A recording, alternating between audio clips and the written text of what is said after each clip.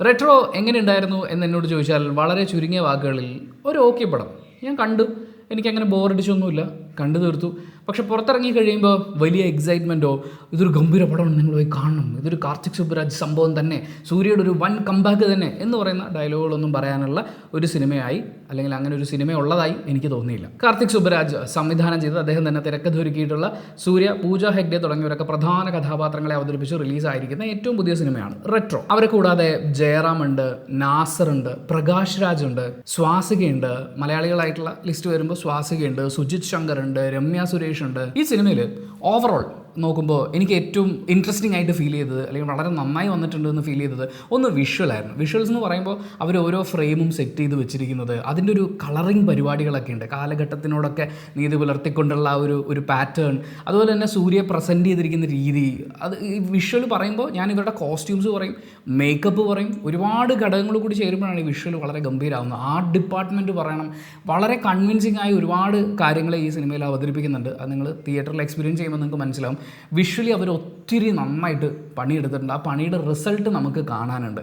ഇതിൻ്റെ അകത്ത് ജോജു ജോർജിൻ്റെ ഒരു സ്വർണ്ണക്കൈയൊക്കെ ഉണ്ട്, അത് നിങ്ങൾ കാണണം. ചിലപ്പോൾ കുറച്ച് കഴിയുമ്പോൾ ഈ സിനിമ ഒരു ചർച്ചയായിട്ട് വരുമ്പോൾ ഈ പറയുന്ന കൈ എങ്ങനെയാണെന്ന് ചെയ്തത്, എങ്ങനെയാണത് വർക്ക് ചെയ്യിപ്പിച്ചത്, അങ്ങനെയൊക്കെയുള്ള കുറച്ച് ചർച്ചകൾ വരാൻ സാധ്യതയുണ്ട്. അതുപോലെ തന്നെ സിനിമയുടെ ഒരു പാറ്റേൺ ഉണ്ട്, സിനിമയുടെ ഒരു സ്റ്റൈലുണ്ട്, അതിനെ കീപ്പ് ചെയ്ത് ഇങ്ങനെ കൊണ്ടുപോകുന്നതിൽ വിഷ്വൽ ലാംഗ്വേജ് ഒരു വലിയ പങ്ക് വഹിച്ചിട്ടുണ്ട്. പിന്നെ പാട്ടുകൾ എടുത്ത് വെച്ചിരിക്കുന്നത്, ഈ സിനിമയിൽ ഒരു വളരെ വലിയ ഷോട്ടുണ്ട്. നമ്മൾ പറയുന്ന മറ്റേ കണ്ണമ്മ എന്ന് പറയുന്ന ട്രാക്ക് ഉണ്ടല്ലോ, ഒരു പെർട്ടിക്കുലർ സീൻ സ്റ്റാർട്ട് ചെയ്യുന്നു, പാട്ട് തുടങ്ങുന്നു, ഡയലോഗ്, വീണ്ടും വന്ന് പാട്ട്, ഡാൻസ് ഉണ്ട് ഇതിൻ്റെ ഇടയിൽ, വീണ്ടും മറ്റ് ഡയലോഗ് അടികളിലേക്ക് പോകുന്നു, ഒരു ഫൈറ്റിലേക്ക് പോകുന്നു. ഇത് മുഴുവൻ ഒരു സിംഗിൾ ഷോട്ടായിട്ട് അവർ എടുത്തു വെച്ചിരിക്കുകയാണ്. അതൊക്കെ സമ്മതിച്ചു കൊടുക്കേണ്ട പരിപാടിയാണ്. സൂര്യ ആസ് ആൻ ആക്ടർ, ഇവർ സ്ലോ മോഷനിൽ നടക്കുന്നു, ഇവരുടെ കയ്യും കാലും കാണിക്കുന്നു, ഇവരുടെ AI വെച്ചിട്ടുള്ള കുറച്ച് സാധനങ്ങൾ കാണിക്കുന്നു എന്നുള്ളതിനും അപ്പുറത്തേക്ക് ആസ് ആൻ ആക്ടർ അയാൾക്ക് നിന്ന് ചെയ്യാനുള്ളത് ഈ സിനിമയിൽ കൊടുത്തിട്ടുണ്ട്. അത് പുള്ളി ചെയ്യുന്നുണ്ട്. അപ്പോൾ അതിനെയും കൂടി ഉൾപ്പെടുത്തിക്കൊണ്ട് വളരെ ഗംഭീരമായിട്ട് ഈ സിനിമ വിഷ്വലൈസ് ചെയ്തിട്ടുണ്ട്. കണ്ടിരിക്കാനുള്ള ഒരു രസമൊക്കെ ഉണ്ട്. പിന്നെ പറയേണ്ടത് മ്യൂസിക്കാണ്.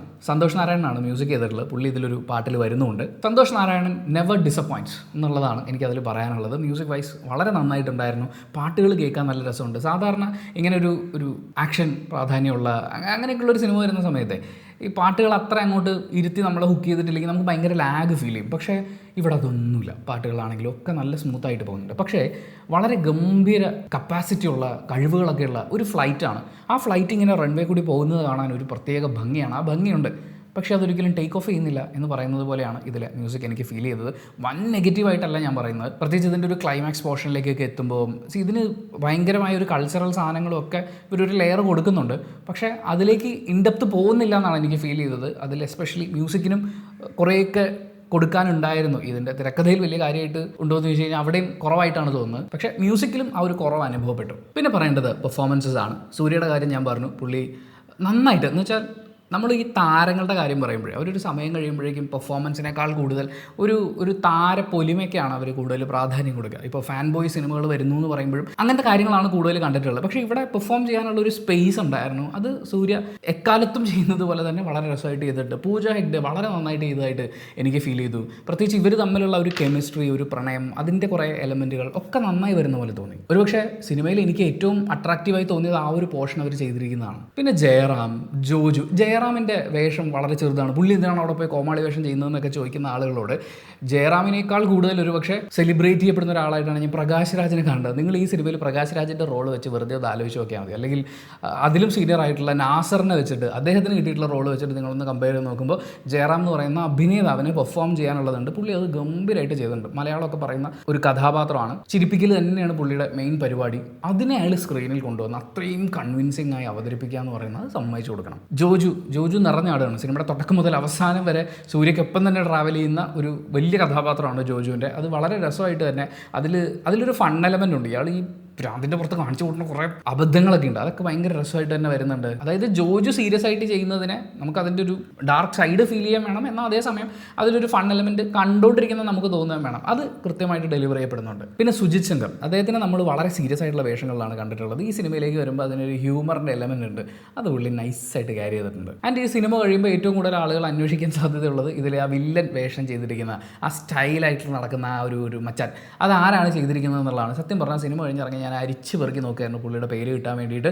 കാർത്തിക് സുബ്രാജിൻ്റെ ഇൻസ്റ്റാഗ്രാം ഹാൻഡിൽ പോയി നോക്കി, യൂട്യൂബിൻ്റെ അതിൻ്റെ ഡിസ്ക്രിപ്ഷനിൽ നോക്കി, കാസ്റ്റ് ആൻഡ് ക്രൂ സെർച്ച് ചെയ്ത് നോക്കി, എവിടെയും കിട്ടാണ്ട് അവസാനം റെഡിറ്റിൻ്റെ ഏതോ ഒരു ഡിസ്കഷൻ പാനലിൽ നിന്നാണ് എനിക്ക് ആ പേര് കിട്ടിയത്. വിധു എന്നാണ് ആ ആർട്ടിസ്റ്റിൻ്റെ പേര്. പുള്ളി ഈ സൂര്യയോടൊപ്പം ഇങ്ങനെ നിൽക്കണം, ഇയാളുടെ ഒരു ഡെവിളിഷ് ഒരു സാധനമുണ്ട്, അതൊക്കെ നന്നായിട്ട് ഡെലിവറി ചെയ്യപ്പെടുന്ന പോലെ എനിക്ക് തോന്നി. പിന്നെ സിനിമയിലെ ആക്ഷൻ്റെ കാര്യം പറയുമ്പോൾ ഇറ്റ്സ് ഗുഡ്. പക്ഷേ ഈ സിനിമയുടെ ഒരു ട്രെയിലറൊക്കെ കണ്ട് റെട്രോ എന്നുള്ള പേരൊക്കെ കേട്ട് നമ്മൾ കാണാൻ കാത്തിരിക്കുന്ന കുറേ സാധനങ്ങളില്ലേ, അത് അത്ര അങ്ങോട്ട് ആ ഒരു ഹൈയിൽ അത് ഡെലിവർ ചെയ്തിട്ടില്ലാന്ന് തോന്നി. പ്രത്യേകിച്ച് ഈ ഒരു ആക്ഷൻ കൊറിയോഗ്രാഫി നോക്കുകയാണെങ്കിൽ സൂര്യ എന്ന് പറയുന്ന ഒരു വളരെ സ്റ്റൈലിഷ് ആയിട്ടുള്ള ഒരു ആർട്ടിസ്റ്റിനെയൊക്കെ നോക്കുമ്പോൾ കാർത്തിക് സുബ്രാജ് ചെയ്യുന്നു എന്ന് പറയുമ്പോൾ നമ്മൾ പ്രതീക്ഷിക്കുന്ന കുറച്ച് ഗൂസ് ബംസ് മൊമെൻ്റ് ഉണ്ടാവുമല്ലോ, എനിക്ക് അങ്ങനെ ഒരു മൊമെൻ്റ് എവിടെയും പെട്ടെന്ന് കിട്ടിയില്ല. പിന്നെ വയലൻസ് ഉണ്ട് എന്ന് വെച്ചാൽ വളരെ വയലൻ്റ് ആയിട്ടുള്ള ഇപ്പോൾ ബ്ലഡ് പരിപാടികളൊക്കെ ഉണ്ട്, സൗണ്ട് കൊണ്ട് അത് ക്രിയേറ്റ് ചെയ്യുന്നുണ്ട്. പക്ഷേ അതും എവിടെയും കൊള്ളുന്നില്ല. അതായത് അതവിടെ ഉണ്ട്, കുഴപ്പമില്ല, രസമായിട്ടൊക്കെ ചെയ്തു വെച്ചിട്ടുണ്ട്, നമുക്ക് ബോറടിയോ അല്ലെങ്കിൽ മോശമായിട്ടൊന്നും തോന്നുന്നില്ല. പക്ഷേ ഇതിലെന്തെങ്കിലും ഒന്ന് ഇവിടെ നമുക്ക് കണക്റ്റ് ആവണ്ടേ. അതുപോലെ തന്നെ ഇമോഷൻസിലേക്ക് നമ്മൾ പോവുകയാണെങ്കിലും ഇവരുടെ ഒരു റൊമാൻസ് പരിപാടികളൊക്കെ നന്നായി വരുന്നുണ്ടെങ്കിലും ഇതിൻ്റെ അകത്തൊരു തായ്പാസം, അച്ഛൻ, അങ്ങനെയൊക്കെയുള്ള കുറേ സാധനങ്ങൾ വരുന്നുണ്ട്. പ്രത്യേകിച്ച് ഇതിൻ്റെ ഒരു സെക്കൻഡ് ഹാഫിലേക്കൊക്കെ വരുമ്പോൾ വളരെ ഇമോഷണലി നമുക്ക് കണക്റ്റ് ആവേണ്ട കുറേ കാര്യങ്ങളുണ്ട്.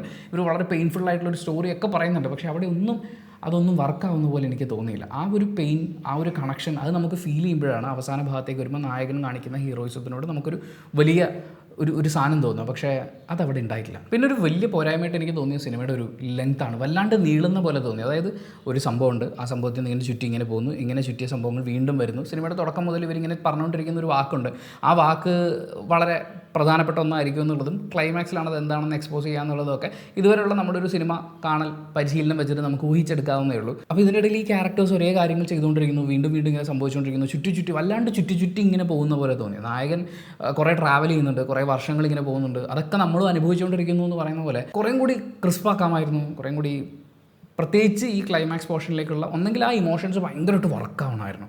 ആ ഒരു രക്ഷകൻ സാധനമൊക്കെ നമുക്ക് ഭയങ്കരമായിട്ട് ഫീൽ ചെയ്യണമായിരുന്നു. പക്ഷേ അത് ഫീൽ ചെയ്യാത്തടത്തോളം ഇത് ഭയങ്കര ലെങ്തി ആയിട്ടാണ് എനിക്ക് തോന്നിയത്. പിന്നെ സിനിമയിൽ അവിടെ ഇവിടെയായിട്ട് ചില നല്ല മൊമെൻറ്റ്സ് ഉണ്ട് കേട്ടോ. നമ്മൾ അടിപൊളി എന്നൊക്കെ തോന്നിക്കുന്ന പോലത്തെ വളരെ കുറച്ച് മൊമെൻറ്റ്സ് അവിടെ ഇവിടെ ആയിട്ടൊക്കെ വരുന്നുണ്ട്. പക്ഷേ സിനിമ കണ്ടു കഴിഞ്ഞ് നമ്മൾ പുറത്തേക്ക് ഇറങ്ങുന്ന സമയത്ത് ഈ പറയുന്ന ഒരു ഭയങ്കര സാറ്റിസ്ഫാക്ഷൻ, ഒരു ഭയങ്കര ഒരു ഗൂസ് ബം സാധനം, നിങ്ങളോട് മക്കളെ ഇത് മിസ് ചെയ്യരുത് എന്നൊക്കെ പറയാൻ തോന്നിപ്പിക്കുന്ന ഒരു സാധനത്തിലേക്ക് എത്തിയിട്ടില്ല എന്നുള്ളതാണ് വാസ്തവം. സോ ഞാൻ ഈ പറഞ്ഞതേ എൻ്റെ പേഴ്സണൽ ഒപ്പീനിയനാണ്. സിനിമ ഓരോരുത്തർക്കും ഡിഫറൻ്റ് ആണ്. നിങ്ങൾ തിയേറ്ററിൽ പോയി കണ്ട് വിലയിരുത്തുക എന്നുള്ളതാണ് ചെയ്യേണ്ട കാര്യം. അപ്പോൾ അങ്ങനെ തിയേറ്ററിൽ പോയി കണ്ട് വിലയിരുത്തിയ ഒരാളാണ് നിങ്ങളെങ്കിൽ നിങ്ങളുടെ വിലയിരുത്തലുകൾ കമൻറ്റ് ബോക്സിൽ രേഖപ്പെടുത്തുക. കമൻറ്റ് ബോക്സും കൂടി വായിച്ചിട്ട് സിനിമയ്ക്ക് പോകണോ വേണ്ടിയോ തീരുമാനിക്കുന്ന ആളുകളുണ്ട്, അവർക്കതൊരു വലിയ സഹായമായിരിക്കും. Thank you so much for watching this video. Video ഇഷ്ടപ്പെട്ടാൽ ലൈക്ക് ചെയ്യുക, കമൻറ്റ് ചെയ്യുക, ഷെയർ ചെയ്യുക, സബ്സ്ക്രൈബ് ചെയ്യുന്ന കാര്യം പരിഗണിക്കുക.